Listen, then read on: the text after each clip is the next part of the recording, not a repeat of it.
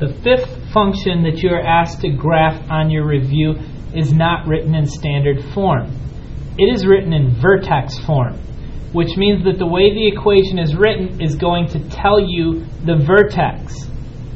To graph these, you need to figure out the point that is the vertex.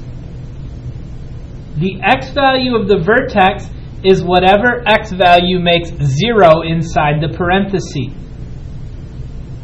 It's typically the opposite of the number that you see. The opposite of negative 4 is positive 4. So the x value of the vertex is positive 4, which makes sense because if we changed x to 4, we would know that 4 minus 4 is 0.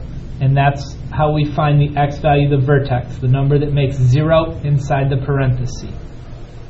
The y value is as simple as copying this number that you see hanging out at the end of the equation. In this case, the y value of the vertex is 5. Now we know the coordinates of the vertex, we can go ahead and graph it. It's 4 spaces to the right on the x-axis and 5 spaces up on the y-axis. Some things to know.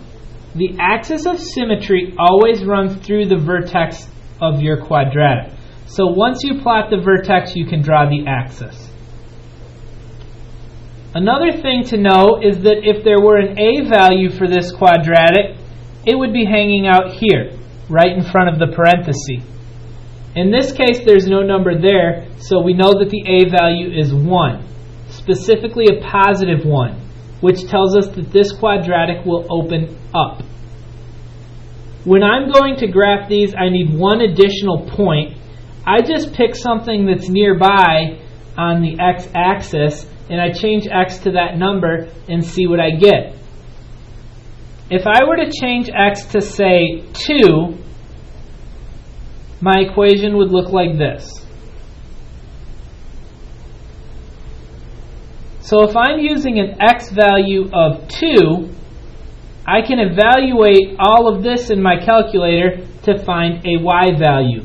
That would tell me a second point that is located on this quadratic. The answer to all of this is 9. So I know that the point 2, 9 is on my graph.